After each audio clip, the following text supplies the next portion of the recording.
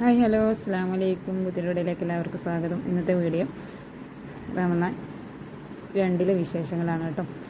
അപ്പം ഇന്ന് സമൂസ ആക്കാമെന്ന് വിചാരിച്ച് സമൂസയുടെ തോല് വാങ്ങിയിട്ടുണ്ടായി. അതിന് വേണ്ടിയിട്ട്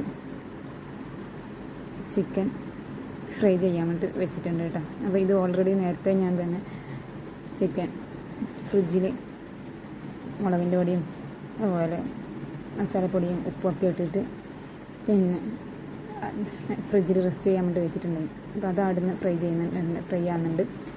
അപ്പം ഈ സമൂസ ഒട്ടിക്കാൻ വേണ്ടിയിട്ട് പിന്നെ മൈദ എടുത്തിട്ട് പിന്നെ പേസ്റ്റ് പോലെ ആക്കുകയാണ്. അപ്പം മൈദ എടുത്ത ക്വാണ്ടിറ്റി കുറച്ച് അധികമായിപ്പോയി. പാത്രവും കുറച്ച് പണി തന്നു. അപ്പോൾ എനിക്ക് ഇങ്ങനത്തെ ക്യൂട്ടായ പാത്രമൊക്കെ ഭയങ്കര ഇഷ്ടമാണ് കേട്ടോ. ഇതെൻ്റെ ചെറിയ മോന് സ്നാക്സ് കൊടുക്കാൻ വേണ്ടിയിട്ട് വാങ്ങിയതാണ്. ഇങ്ങനെ കുഞ്ഞു പാത്രമെല്ലാം എവിടെ കണ്ടാലും ഞാൻ അത് വാങ്ങിക്കും. എനിക്കത് വാങ്ങിക്കാൻ വേണ്ടിയിട്ട് പറ്റുന്ന റേറ്റാണ് ഉറപ്പായിട്ട് ഞാൻ വാങ്ങിക്കും. അപ്പം ഉള്ളി നന്നായിട്ട് പിന്നെ വാടിയിട്ടുണ്ട്. അതിലേക്ക് ഞാൻ കുറച്ച് കുരുമുളകിൻ്റെ പൊടി പിന്നെ ചിക്കൻ മസാല മഞ്ഞൾപ്പൊടി ഒക്കെ ഇട്ടിട്ട് വീണ്ടും നന്നായിട്ട് തന്നെ വഴറ്റിയെടുക്കുന്നുണ്ട്. ഫുള്ളായിട്ട് ഞാൻ വീഡിയോ ഒന്നും എടുത്തിട്ടില്ല കേട്ടോ. കുഞ്ഞു വീഡിയോ ആണ് എടുത്തത്. ഓക്കെ, അതിന് ശേഷം ഞാൻ ചിക്കൻ പിന്നെ ഒന്ന് ക്രഷ് ചെയ്തിട്ട് എടുത്തിട്ടുണ്ട്. ഞാനിത് ഈ ചോപ്പറിലാണ് കേട്ടോ ഇതാക്കുന്നത്. അപ്പം ഇതാണ് അതിൻ്റെ ഒരു ഫൈനൽ ലുക്ക് എന്ന് പറഞ്ഞാൽ. പിന്നെ കുറച്ച് ഇഞ്ചിയും വെളുത്തുള്ളിയും പച്ചമുളകും ഒക്കെ ഞാനിത് പിന്നെ ചോപ്പ് ചെയ്തിട്ട് അതിൽ ഇട്ടിട്ടുണ്ട്. ഓക്കെ,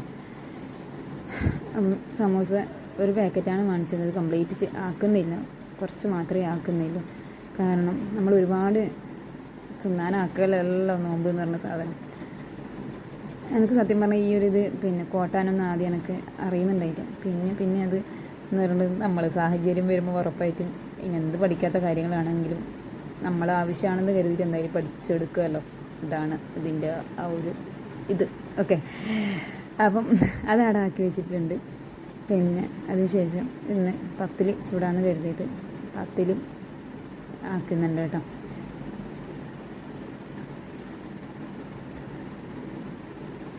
ഇതിങ്ങനെ ആക്കി വെച്ചപ്പാട് തന്നെ വേഗം തന്നെ ഫ്രൈ ചെയ്ത് വെക്കണം. റെസ്റ്റ് ചെയ്യാൻ വേണ്ടി വെച്ചെങ്കിൽ പിന്നെ അത് പൊട്ടിപ്പോകാനും ഒക്കെ ചാൻസ് ഉണ്ട്. പക്ഷെ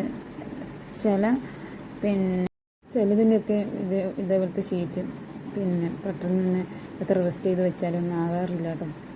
പിന്നെ പിന്നെ കടയിൽ നിന്ന് വാങ്ങിച്ച പൊടിയായിരുന്നു അരിപ്പൊടി. അത് പിന്നെ തിളക്കുന്ന വെള്ളത്തിലാക്കി വെക്കുന്നുണ്ട്, കുഴച്ച് വെക്കുന്നുണ്ട്. ഓക്കെ, പിന്നെ ഓൾറെഡി മുന്തിരി നേരത്തെ പുഴുങ്ങി വെച്ചുകൊണ്ട് അത് ജ്യൂസ് അടിച്ച് വെക്കുന്നുണ്ട്. അപ്പോൾ ഇത്രയേ ഉള്ളൂ. വീഡിയോ ഇഷ്ടപ്പെട്ടെങ്കിൽ എല്ലാവരും സപ്പോർട്ട് ചെയ്യുക, ഷെയർ ചെയ്യുക. എല്ലാവരും പ്രാർത്ഥനകളിലും പ്രത്യേകം ഈ ഉള്ളവളെയും ഓർക്കുക. Okay, by.